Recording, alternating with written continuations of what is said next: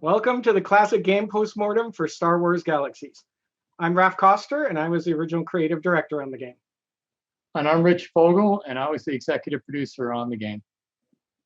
And we're going to take you through the story of a game that maybe was a bit unlikely to end up getting a Classic Game Postmortem. But here we go.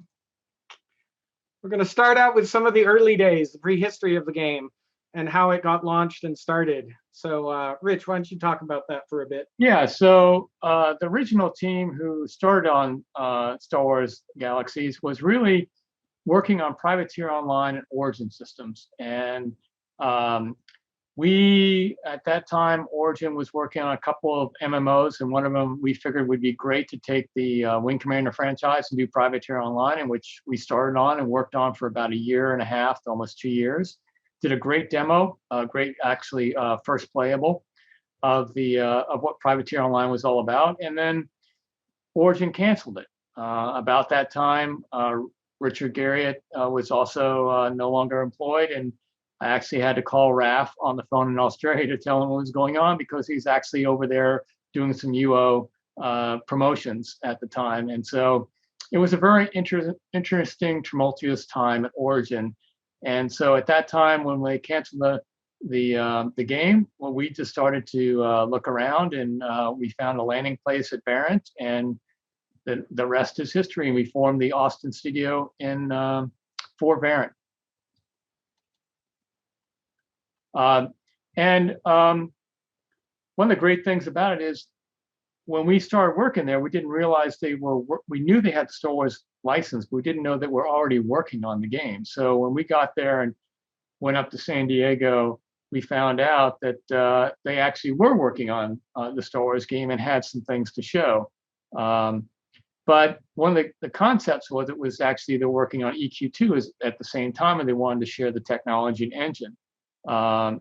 And so when we looked at it, we started to review it and see where they were on the project. And we found that really, based on our opinion, there wasn't really much that we could use at that time. And we felt like the engine wouldn't get us to what we really wanted to be and do in the time frame we had to do it in.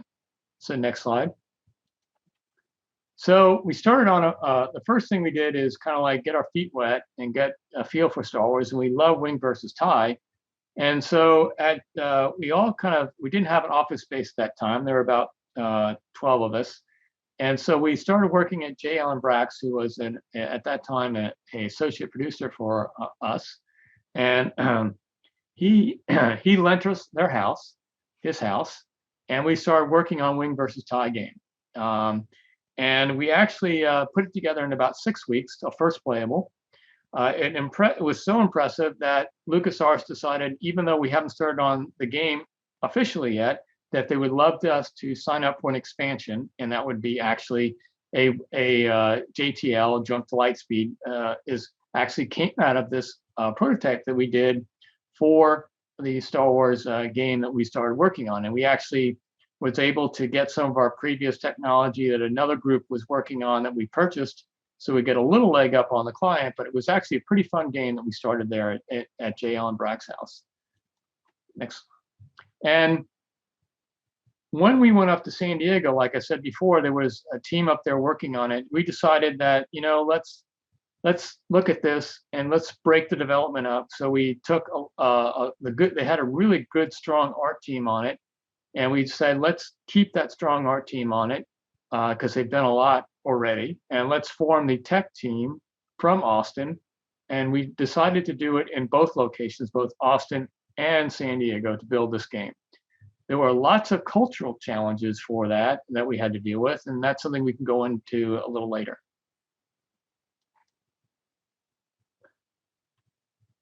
One of the biggest things that they wanted us to do before we started was to make sure that it was not going to cannibalize EverQuest.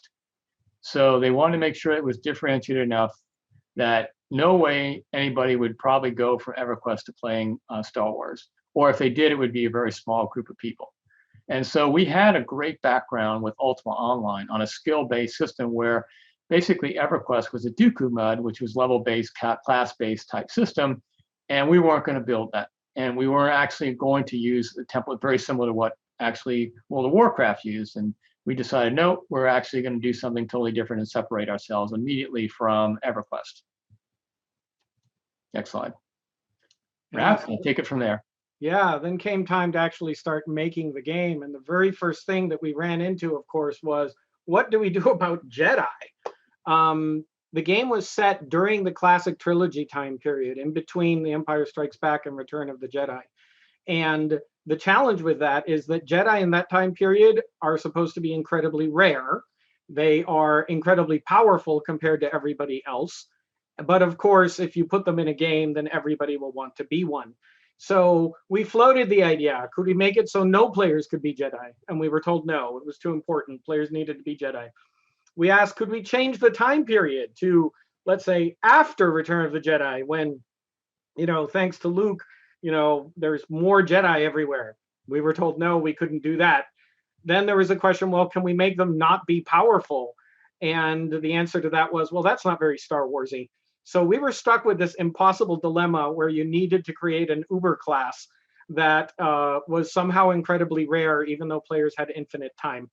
And that was, in some ways, almost the game's original sin, and something that ended up leading to massive, massive problems later on.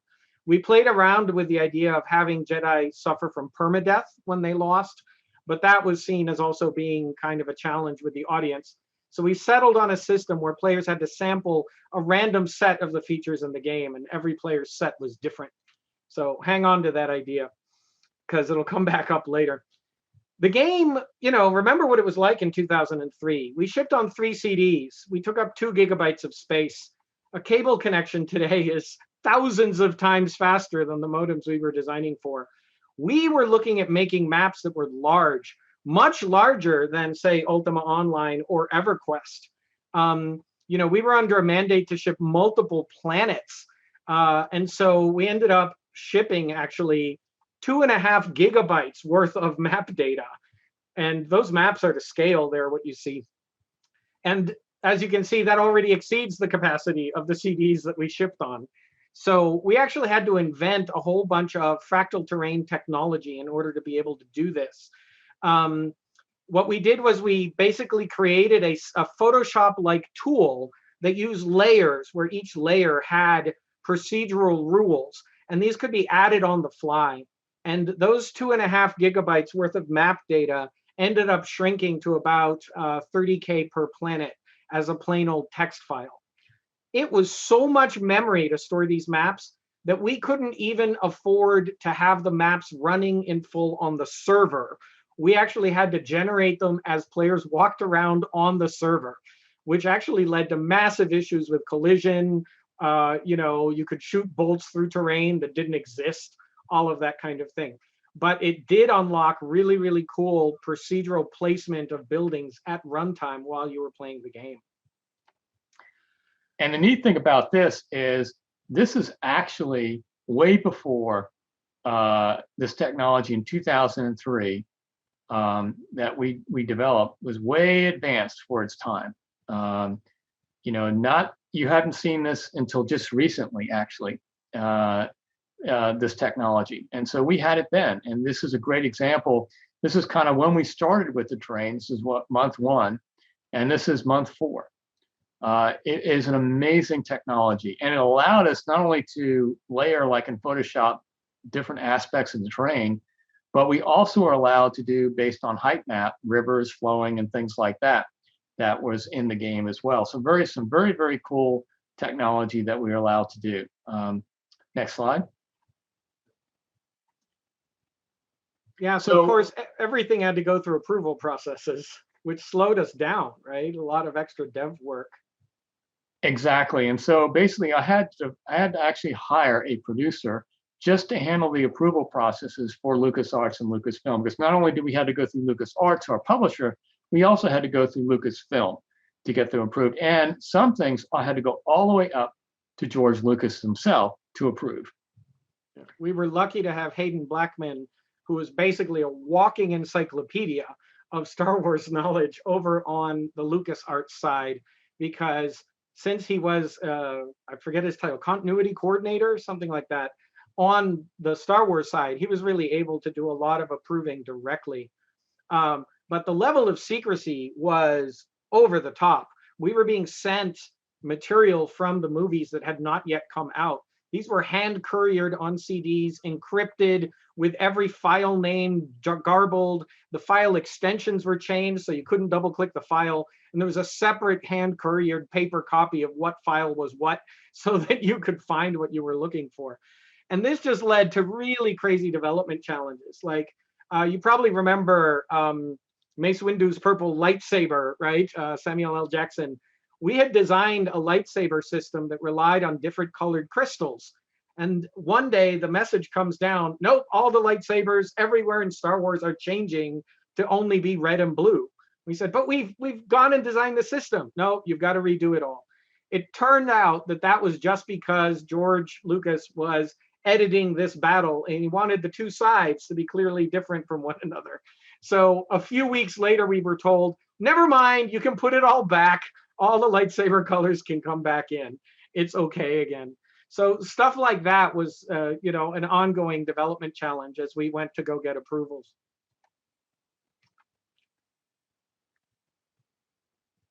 This is you, Rich. So one of the things that we learned a lot about this, and again, we used a layering system, is we had to recreate these on Tatooine, Mos Eisley, and other areas, and they had to be pretty much exact because, again, this was very much tied to the movie. So anything that was shot in the movies, we had to actually replicate for approval into the game. So it was a very tedious task of looking at, we had pictures to look at for reference. We had a huge library of reference material that we had to go through. Hayden Blackman was also our guide for that as well, because he was a subject matter expert that we used. Not only was he our producer, but he was, as Raph said, a subject matter expert on pretty much anything Star Wars. It was great to have him there. Yeah, we were pushing boundaries on a lot of things.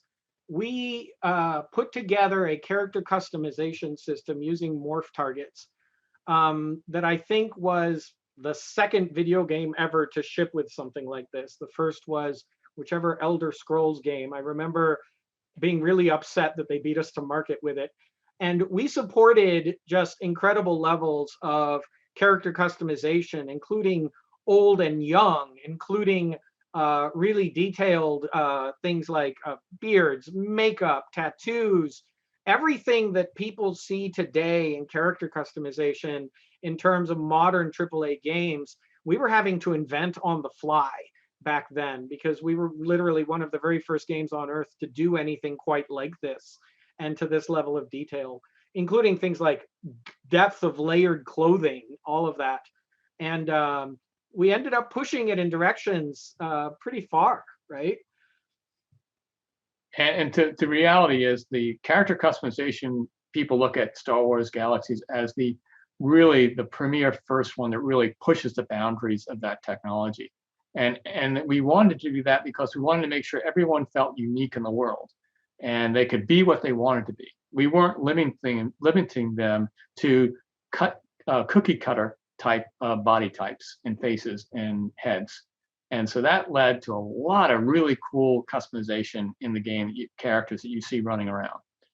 Yeah, it's funny because years later, I actually met J.K. Rowling, and she was asking me, so in this game, can I be an overweight dancing Wookiee?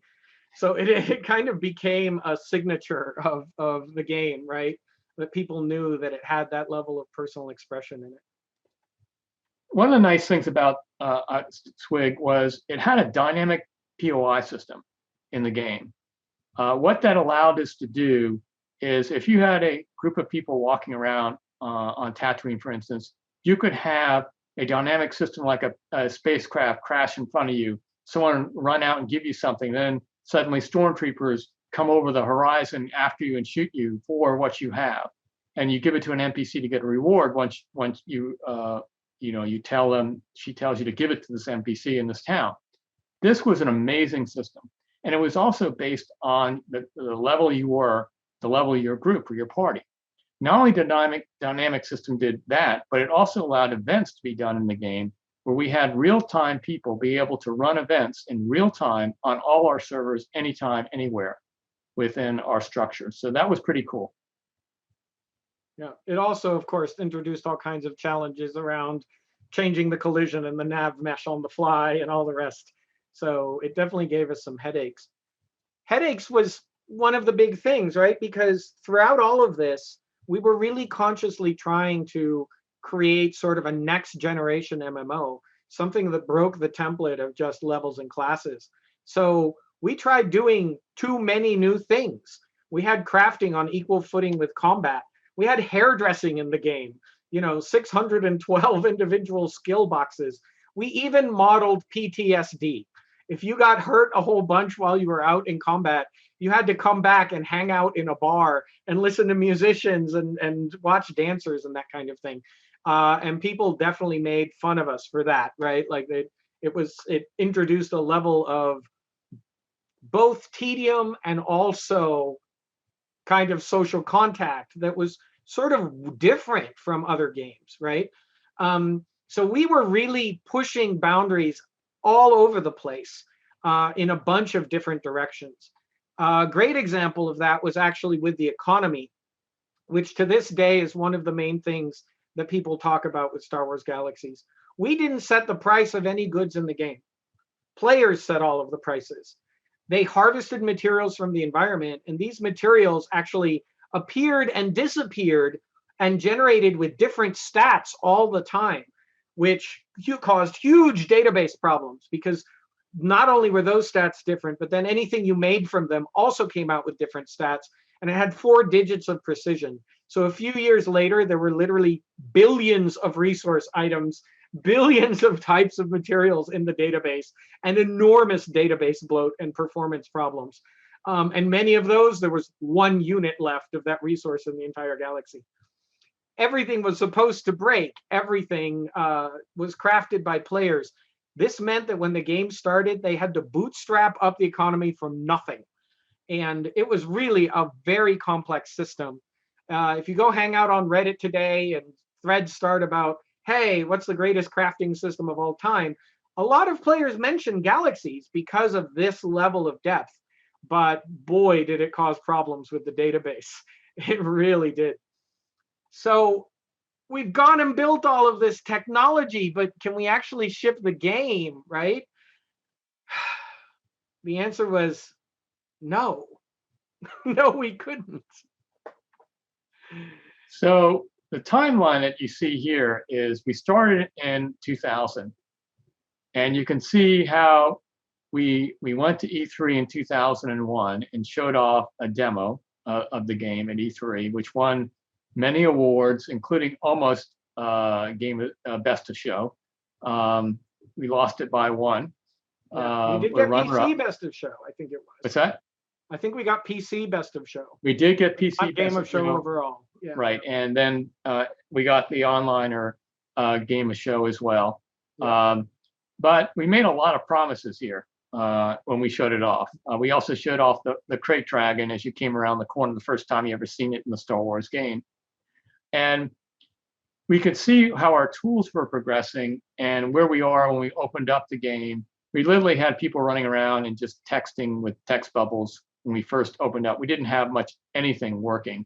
Now, I think it was very fortunate that we decided when we originally did this game, we knew we didn't have a lot of time to build this game, a very short time frame. So we knew that we had to do procedural type, a systematic type of game design, and not everything handcrafted. So we didn't want to get into a handcrafted treadmill when we released the game. So doing that means that we had a huge open world sandbox game, luckily.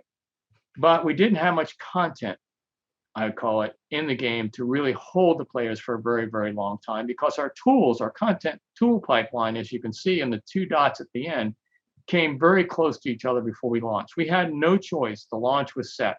We were not going to move that date. They only gave us another month. That was it. We asked for 6. That wasn't going to happen. We actually even had to bring up, 60 people to help us to try to get the content done. But it was very much a hopeless case. We knew when we launched this game that we would be running behind and having to really play catch up in terms of getting the content out and fixing the bugs in the game. Yeah, so this meant there we are running up on the end. We've gotten an extra month. We have no real quests. I think there's one quest chain in the entire game. There is no quest system, so we just had to randomly generate missions from mission terminals, not even from NPCs, because we couldn't afford to write dialogue for NPCs. So it was just mission terminals. And worst of all, we ran out of time to implement all of that tracking for becoming a Jedi. And we had to change the system. Instead of a random subset of all the activities in the game, every player had an invisible list of 5 skills out of the 612 that they needed to learn. And that was how they were going to unlock Jedi. That was a very fateful decision made at the end of a 14 or 16 hour long crunch day that proved to have really bad repercussions later. We had planned to have things like player granted missions, and we were cutting whole skill trees at this point because we were just really desperate for time. We knew we were running out of it. And this entire time, of course, we had been talking with the community about what we were making. And so one of the things that I had a lot of experience on in Meridian 59 and then went to UO and work with Raph on UO is how to build community and how to talk to community and how important that was in an online game. So I took a lot of lessons I learned there, and I saw the way this was happening. So I got the community involved in this game right away. And so about 6 months after launch, we formed a special Jedi Council of key players that we felt like in the community, invited them over to our offices. We paid for everything, and to come in and be our council and help us, guide us to what the players really want to do. And this concept was never done before in an online game. And so this council and how we interacted with the community was really very important to us because we realized that we had a very rabid fan base. We wanted to make sure that we knew the way the game was launched. We knew it was buggy. We were going to do everything we can to fix it, to help. We basically help with engagement. And the Jedi Council's job was to help us to figure out how to triage what to do next to get this game into the shape that we want to and the players want it to be. So on that, we also had a situation where we were threatened by the 501st because you couldn't play a stormtrooper in the game. They threatened to go boycott our offices. And I always thought they had. and I wish they had, because that would have been great news. But I was terrified. Oh God, we're going to get harassed now, because and there was a reason we couldn't do that, because it all had to do with the movies, and we couldn't talk about it at all. We were told not to talk about it at all. So at that time, no one knew stormtroopers were clones. No one. And so that was a really, really important secret that George Lucas wanted to make sure kept within his group.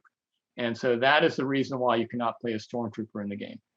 Yeah, we eventually calmed them down by saying, well, you can get stormtrooper armor and wear it, and you can take the side of the stormtroopers. You just can't really be one. Yeah. But we can't tell you why. Oh, well. An effect of all of this was that there was a lot of hype. A lot of people got really, really excited. That community was so big and so active, it translated directly into day one sales. But, the coverage, people are tipping Galaxies and Sims Online, which was the other upcoming big MMO, to be the two big MMOs. Sims Online even landed on the cover of Time magazine or something, right? And so there was an enormous level of hype. And in the office, we are freaking out because we know our timeline is so short, right? A release date hasn't been announced yet. And we know that we're about to hit a wall. And the one thing about that is, when you launch a game for the first time, or talk about it from a marketing campaign, not for launching the game, but a marketing campaign, when you really release for the first time, I think one of the biggest lessons I learned is we released way too early. I think that if you ever, one of the lessons I learned for all the online games I have is only talk about it when there's a point of action to occur, like signing up for a beta or whatever. And it should be very close to when you're about to go into beta test. And that should be it. Because if you wait so long, people in their minds get set up to what their perception of what the game is. And it's very hard to change reality because perception is reality. And so what that led to is we knew we were heading headfirst into a very bad situation, which when we launched the game, we asked for it, like I said, 6 months to a year. I didn't think that we would get a year, but I thought maybe we could get 6 months, but we got 1 month, which really kind of like put us in a very big bind for releasing this game, because you only get one launch. If anything is, you got to get out of this, you only get one opening night.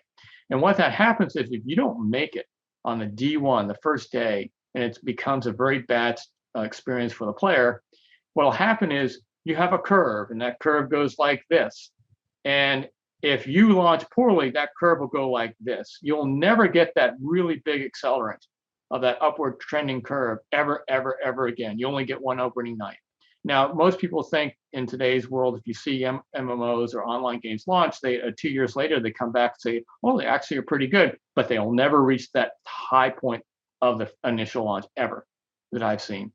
So it's hard for a team that worked and crunched so hard. We did that game in 2 years and 9 months. That was with no technology at all. We had to basically build everything from scratch. That was an amazing amount of work in that very short period of time. And it's very discouraging for the team to see it launch the way it did.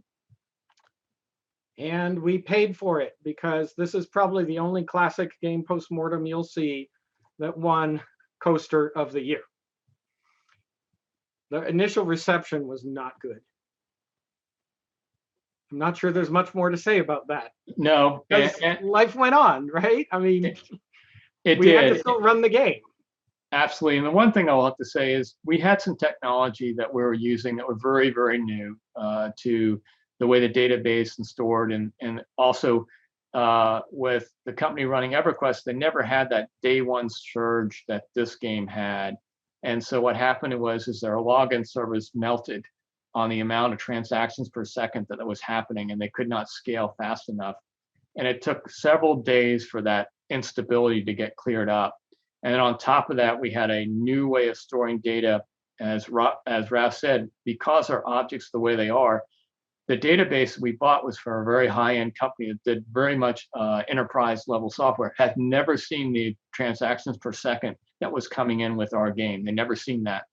And so they started melting, and we had to figure out that for about, I'd say, 2 weeks of instability really did cost us a huge amount of players going into this game, because the player experience just wasn't where it needed to be. And yet, what ended up happening was what people today call sort of a golden age of Star Wars Galaxies. Everybody talks about this pre-CU period. Early on, we actually had a pretty robust analytics system, and we actually have some numbers here to share about what life was like during this time period. We were able to measure things like GDP growth in the game and where income was coming from and so on. And even though the combat was terrible, the game balance was awful, and there was no content in the game, we found that the sandbox elements of the game were surprisingly popular and were working really, really well. Really high numbers of people were participating in all of these peaceful ways to play. And of these, probably one of the biggest and most forward-looking was player housing. Yeah, so player housing was an amazing triumph. We learned a lot from UO. If anything that taught us about player housing was what in UO, what to do and what not to do in player housing. There were situations that people took player housing so serious in UO, we weren't going to screw this up in Star Wars Galaxies. That I wasn't going to have happen. The housing was so screwed up that I actually found a letter on my door stoop that was not posted and said, "How would you like your house broken into?" That was the first time I realized how fans could be. It really scared me. And I said, no, I'm not going to have that happen here again. So we put a lot of effort into our housing system. And because we were fractal terrain based, we actually could level out and place buildings on the terrain very effectively and efficiently. And efficiently so much that sometimes it hid entrance to the dungeon.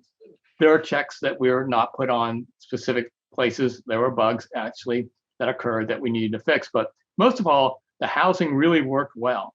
And it created cities within galaxies on planets. And so it was a very, very cool, and the customization, which I like to talk about, which is our next slide, was something that has never been done before. There's nothing out there like that, in my opinion, on player housing that was added the custom. This is players' customization that we showed you here. They could customize this place, craft many items, and put it in the house.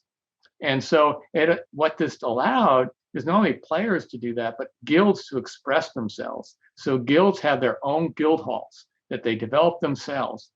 And because we had different types of housing available and different types of blueprints, so to speak, they could pick the ones they liked in big halls and things like that.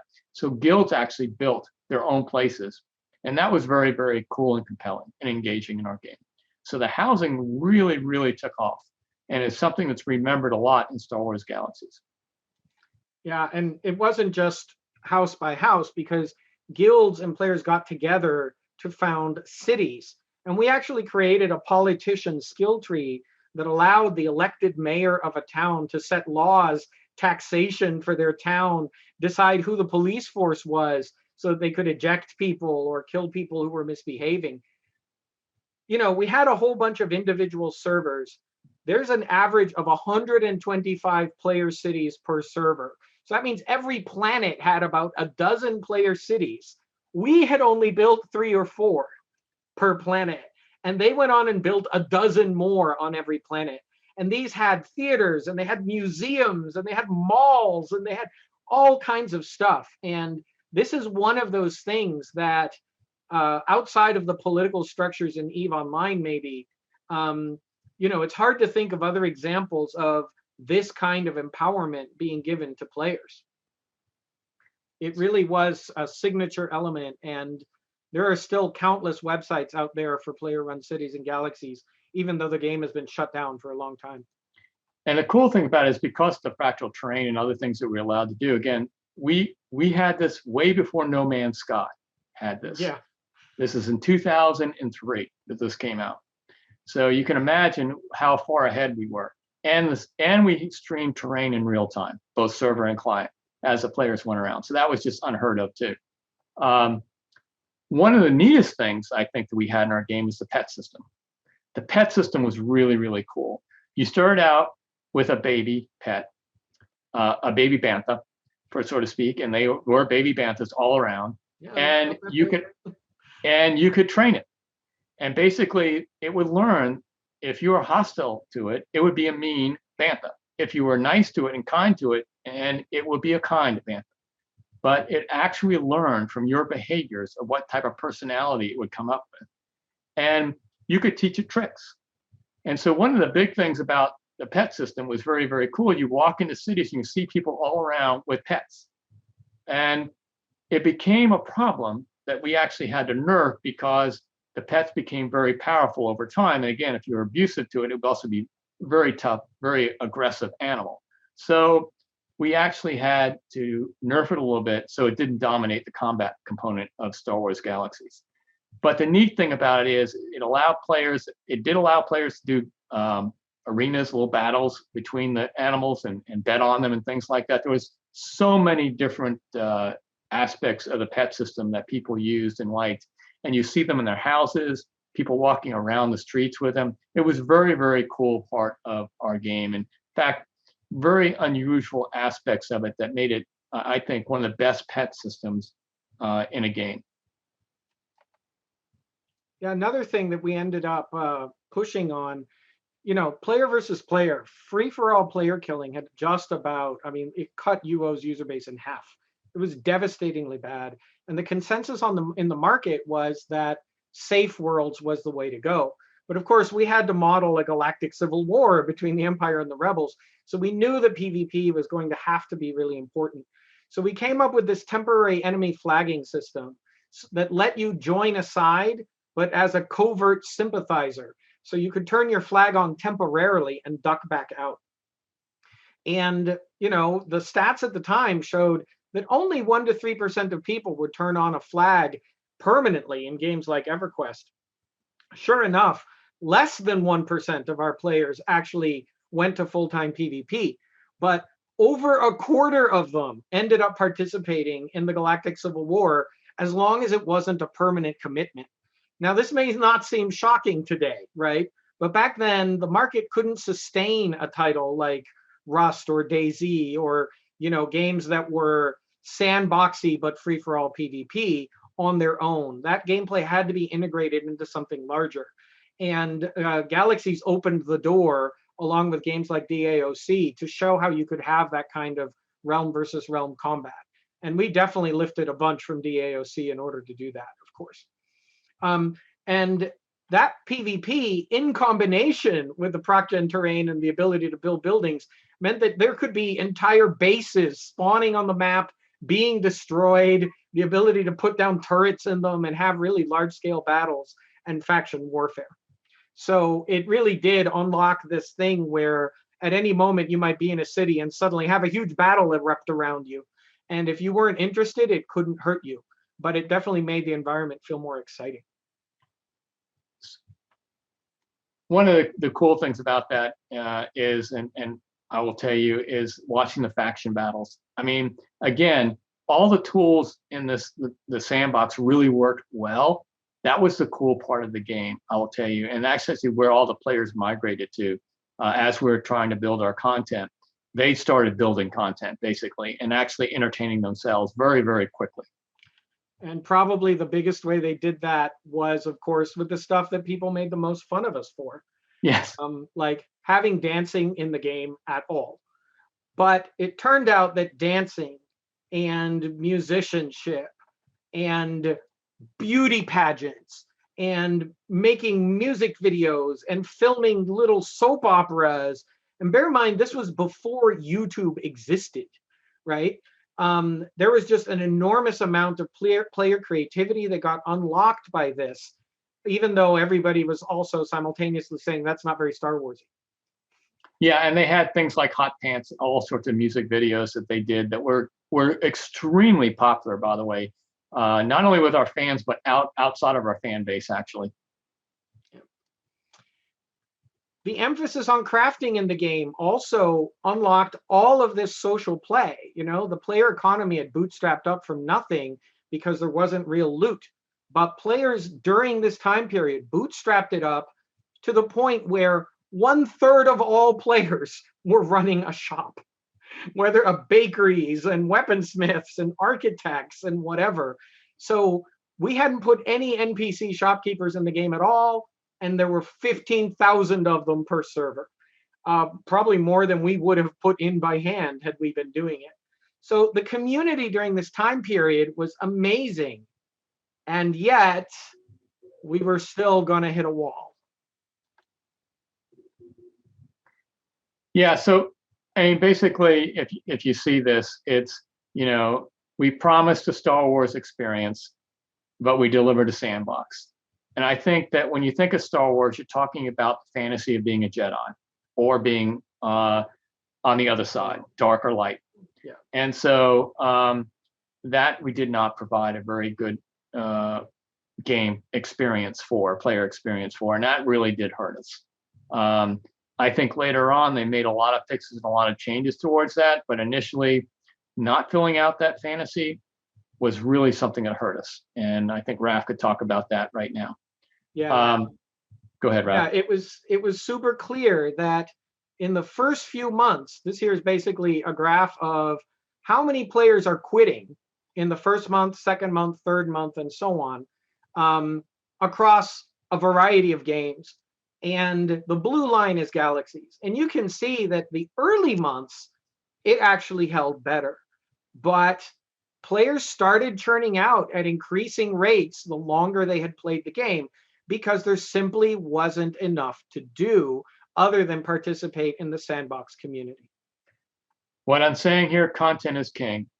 I always talk about heartbeat. Heartbeat is the amount of content you're able to deliver after live. A lot of games, even games today, have made that valuable mistake of being on a content treadmill that is too difficult to tap into and get content out to the players in a timely manner. And when you do that, guess what happens? People leave the game over time. What is interesting to say is if we were to have that extra year, that extra 6 months, we would have had a different situation in our game.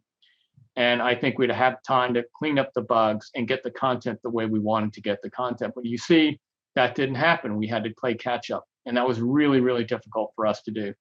But one of the neat things about the survey is that 80% will return if we fixed it. That was huge. That's a huge positive note about what we did. So, people look back at this game, I think they remember the sandbox elements of the game versus the fantasy elements of the game that they were filled.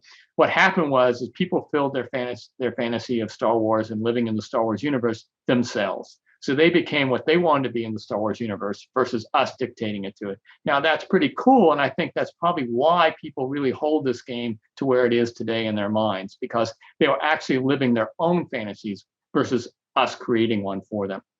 Yeah, in fact, our tagline for a while was the greatest story ever told in the Star Wars universe. Yours. Right. Remember that? I still like that tagline. Yes. We desperately tried adding content, but we don't even have the tools infrastructure to do it, right? Like all of our work had gone into that system underpinning stuff, right? It had not gone into making quest tools. So it's just like pulling teeth to get simple things like a dungeon added to the game. And, this is still in the first 6 months of launch that we're hitting these issues. And we get told by marketing, you know what, to do a new marketing push, we need Jedi in the game. We want Jedi by Christmas. And the decision is made to drop hints. But if you remember, players just needed to learn an arbitrary 5 skills out of the 612, a random set for each of them. As soon as we stopped dropping hints, a few players said, oh, it's a skill, it's a skill, it's a skill.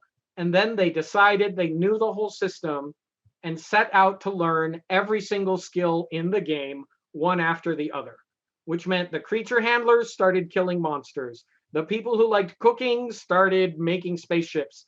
The people who liked, building houses went on adventures and died to crate dragons. Everybody started playing the ways they didn't like, because the idea of becoming a Jedi was so powerful. And the result was that our churn rate went up more, and we started losing players even faster. One of the things that we did is a lot of us came from Wing Commander. So we knew about space flight. We knew how to do space flight. One of the aspirational games that we were doing, even with Privateer Online, was Sundog and Mule, was the 2 taglines that we used as games of aspirational here. Sundog gave us a presence of what it's like working on multiple functions on a ship. So when we did the Millennium Falcon experience in JTL, it was that you could be a pilot, you could be a gunner, or you can be an engineer. And that's pretty damn cool. And allows people to have multiple roles on a ship be able to switch them off. And so that, what I call Millennium Falcon experience, was a cornerstone of JTL. But it was a very cool game because you can fly Star Wars ships into combat and have fun doing it. JTL was a great expansion in the sense that it allowed us, and I'd say 80% of the user base got it. But there was one unfortunate thing. The unfortunate thing was it launched right when WoW launched. Yeah. So WoW brought the whole industry down, not just us. Every online game out there went down as soon as WoW went out. WoW was like a huge succubus of players went over there and drove into WoW. And it drove all our numbers down. But it didn't help JTL. JTL got us a very small bump.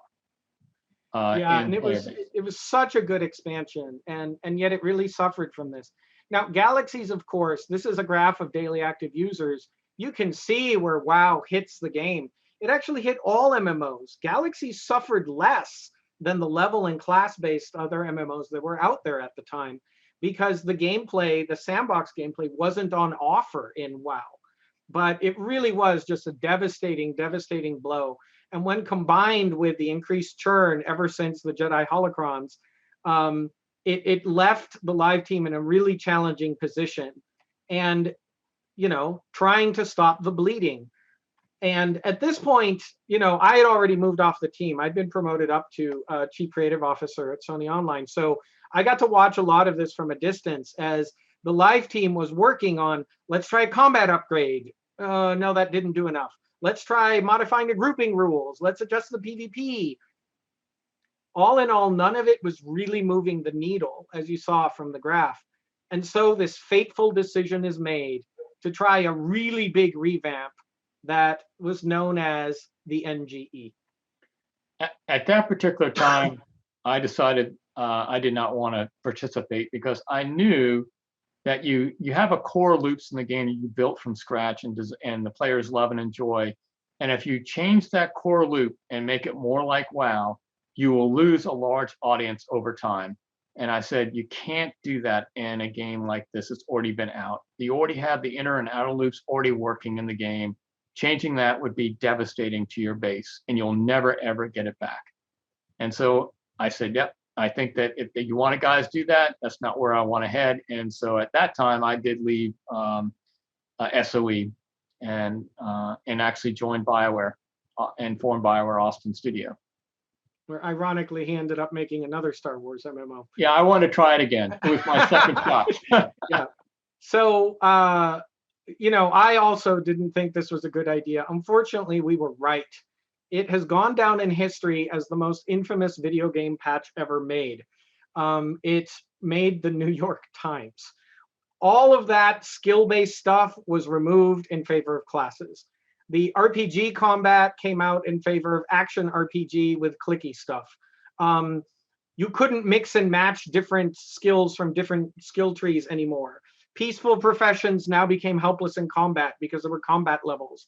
Jedi was a starter class, and maybe the worst blow of all to a lot of people, their pets, the pet system got turned off for a while, and all the pets were locked away in their datapad UI, and you could see Fluffy locked in there and tap on them, but you couldn't get them out anymore. And players literally held funerals across the game for their pets. It was just a disastrously bad reaction. And it wasn't just the New York Times. It made the Washington Post. It made the Christian Science Monitor. And one of the weirdest things was suddenly seeing people say, no, wait, this was something different and unique. We liked it after all. And that was a bit of a, we were wrestling with bad reviews and churn and all the rest, and yet we get reactions like this. So that was a eye-opening and shocking and really depressing and distressing to the team. This was a very, very tough time period. Yeah, go ahead. And if you look at the graph coming up. Yeah, it was go ahead. Painful. I'm not sure there's much to say. It was brutal.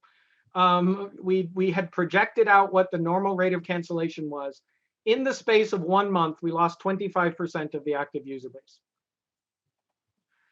And it continued to bleed over time as well. Oh yeah, it got worse over time. Yeah. Players just complained in droves. A refund had to be issued for the last expansion.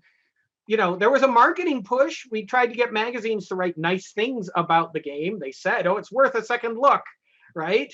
Well, that very same magazine, Galaxies became the only game to win Koster of the Year twice.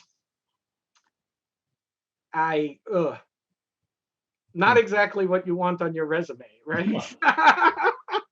So, yeah, and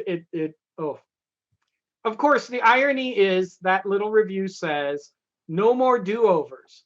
But that isn't what happened. There was a do-over because there was a new era after that. Over the next 6 years, the live team on Galaxy started to be composed of people who were players of Galaxies, who loved the sandbox qualities, who loved what made it different and unique, the things that made it not like WoW. And over the next 6 years, they did this amazing job of putting all that sandbox stuff back in. And we can only call out a couple of things that they did during that time period, partly because neither of us were there, but we really want to give them props for the amazing job they did in basically turning the game around and bringing it back to life. They did some amazing things. The event system on there really helped because they ran a lot of events. We had real time.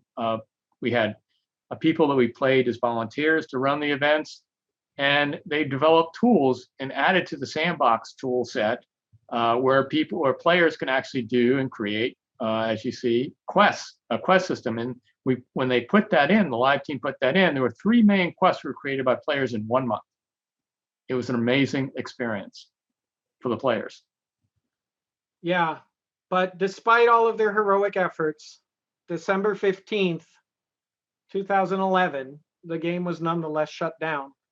The team was so devoted and dedicated that they launched atmospheric flight, the ability to take off with your X-Wing from the ground and fly over the planets, and from there go out into orbit and into space, kind of the Star Citizen dream today. And they launched that even though the game was going to get shut down that month, because they just were that committed to delivering on the promise of what Star Wars Galaxies could be. And so they held this crazy giant party, and people from all over the industry logged in. Many of the game sites ran all-day live streams of the final days with all kinds of really weird stuff happening, like giant Ewok battles in the middle of Mos Eisley and whatever, as players just really cut loose and were given access to do whatever they wanted on the last final days. And so it was a big farewell, but it wasn't the end, because there was an afterlife. The fans also worked on keeping it alive. They started building emulators, and today there are dozens of Star Wars Galaxies emulators running. These projects have been running on a volunteer basis for years now, and fans are not just keeping it alive, they're extending it. Bespin just launched in Star Wars Galaxies emulators this month. And to this day, across these fan-run servers, there's still thousands of active users. If Galaxies were a title today running on Steam, it would have enough active users to be in the top 100 online games on Steam, even now, which is just a testament to the passion and dedication of that community.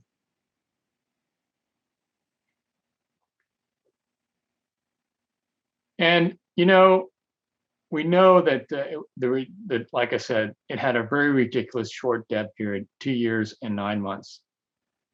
It had one of the worst launches ever, I'd have to say. Terrible churn and almost no content.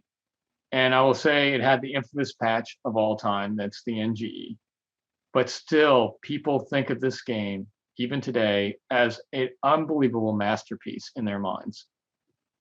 So it's interesting. It makes us, I'm left with these weird feelings because it was so painful and so demoralizing. And it's like its reputation has improved over time. Yeah. Right? Because now people look back and say, look at the ambition, look at the things that were tried. It turns out people do want to, you know, be Uncle Owen and Aunt Beru. That used to be the knock against it. And today, with the popularity of Animal Crossing and Stardew Valley and, you know, all of these ways to play that are just living in an alternate world, right? Somehow the game that went from 2 Coasters of the Year, Variety names it, you know, number 10 best Star Wars game of all time. And there's this massive cognitive dissonance, right? Because the memory of the things that it did right, it turns out that those ideas were really, really right. They really were going to be the thing that extended the game marketplace. And a lot of those things wouldn't come to full fruition until mobile gaming and casual gaming really blossomed, right? Today, people look back at the crafting system and say that's the one to emulate. They look back and they say lots of players want to live peaceful lives. You know, it used to be that you had to mine everything by hand. The idea that you could put down a mine and check back in later, that was the basis of games like Farmville and all of the Facebook games, right? Some of these features that we put into Galaxies that were the oddball things have turned out to have been incredibly important to the development of online games. I mean, there's lots of things you think about Minecraft, where that came from, and all the systems in Minecraft. You know, UO influenced, and I probably believe Star Wars Galaxies maybe have influenced that as well. And Roblox today, it's amazing amount of stuff that we did back in 2003. We got laughed at, like dancing and musician skill in the game and things like that. But actually, people have fond memories because, like I said before, they created their own stories and living in the Star Wars universe, and that was what made it special to them. Yeah, and so one of my favorite stories, there's a musician named Porter Robinson. And I'd urge all of you watching, you know, we avoided putting the music in here because we don't want a YouTube takedown or anything, but go search for the song Goodbye to a World. Porter's a really, really famous Grammy nominated electronic musician. And his album Worlds is considered a landmark in moving EDM in a more ambient, peaceful direction. And it turns out that this landmark album was inspired by his time as a player in Star Wars Galaxies and other MMOs that shut down. And today, you know, whenever I hear that particular piece of music where this robot voice is singing, I'll say goodbye soon, even though it's the end of the world, you know, don't blame yourself. It's not your fault. But, you know, in the end, this is about giving life to a world that is your own. And that's really what Galaxies was about in the end. And so even though we can't play the song, kind of like for you to all kind of play out this presentation, go find that song and listen to the end as the voice kind of dies off, making weird modem noises. Because that's the right way to play off Star Wars Galaxies in the end as it heads off into its afterlife. It really was a world for players, a world of their own. Thank you. Thank you for joining us. We appreciate it.